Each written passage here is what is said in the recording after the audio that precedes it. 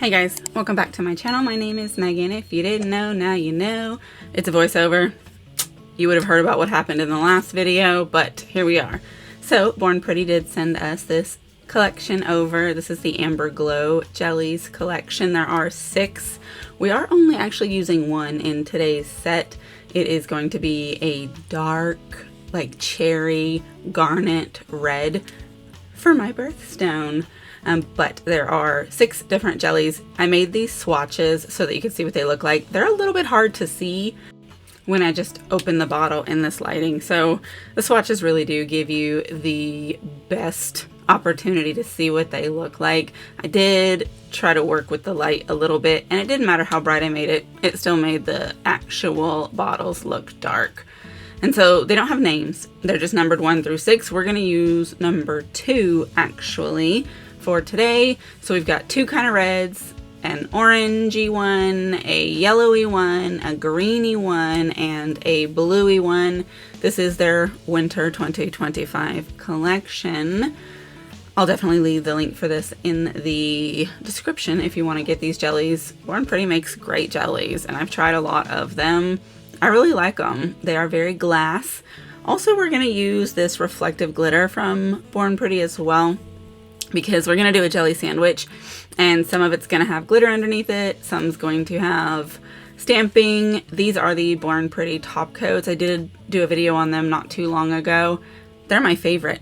It doesn't matter what brand of polish I'm using this top and base coat.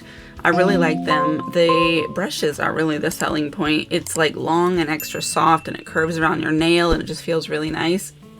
So the links for that will be down there as well. So here's what we're going to do. We are going to start out by putting this reflective glitter down on the ones that we're going to have it on.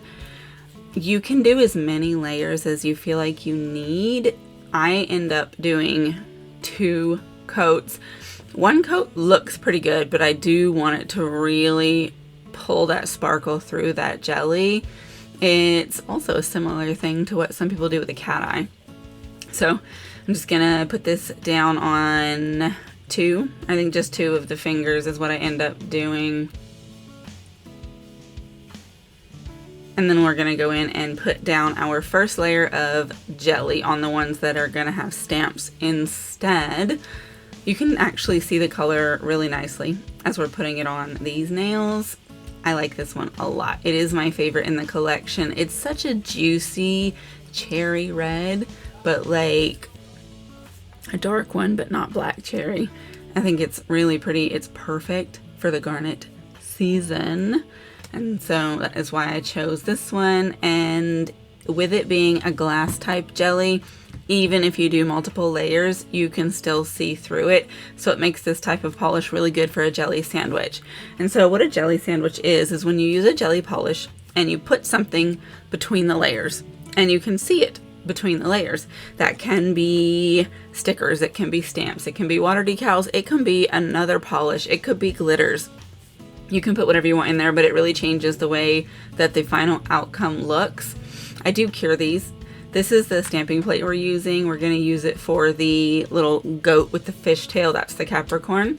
And then also I did run some thread through my jelly stamper here, so it gives me a little target to help me line up my stamps on my nail better.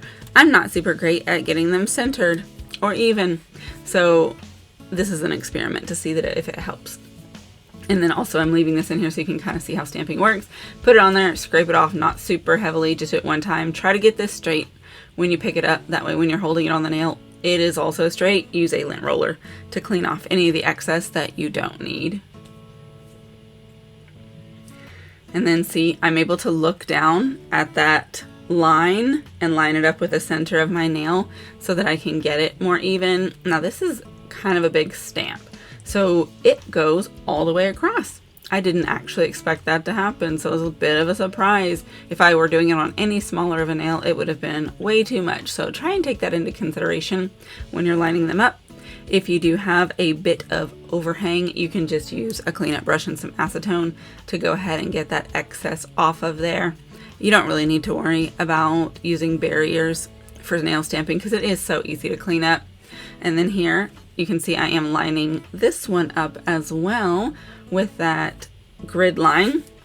The next one's going to be a little different because it's not in line with the grid since I picked it up at the same time, but I'm putting it on the corner of the nail so I can quite clearly see where the corner is located, and I can manage that much. Now, the great thing about nail stamping with gel is gel top coat does not smudge your nail stamps. So with a traditional air dry top coat, you have to use a smudge free top coat in between, but with gel you don't. Look how great these look. So now it's time to go in and put our second layer. This is when I'm going to put my second layer of that glitter on. Look how sparkling it is, and look how much it really just does add. So I felt like that second layer was absolutely beneficial.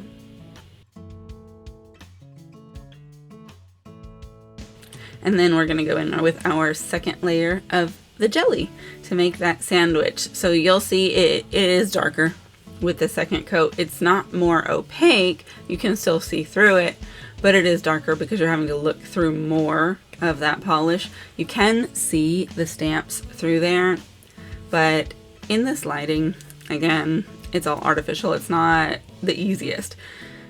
A brighter light or outdoor lighting, it is so good. I am going to show you what it looks like in some different lighting in the swatch in the photos at the end, but I'm also going to get a flashlight out here in a second so that I can kind of show you what it looks like here in the video as well.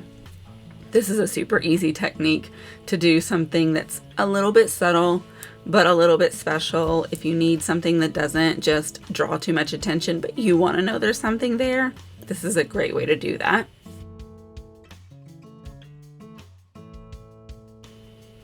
Look at that. I love it. Now we need to actually go in and put the red on the sparkly ones because we don't want to leave them just sparkly. You can. It's beautiful. You absolutely can. But I want them to all be red. So when we put the red on top of here, you're still going to be able to see that reflective glitter and that sparkle come through there. But it's going to be the matching shade of red. So it's beautiful. Look at that. That's so pretty. I really like it. Now with gel, it can start to get a little bit thick and fat as you add layers. So if you do feel like your nails are getting a little bit misshapen, a little bit bulky, before you finalize it and top coat it in, you can actually just go in with a hand file and crispen up your edges. Just kind of go at an angle so that you're not messing up what you've actually got on top. But it just makes those edges nice and crispy again.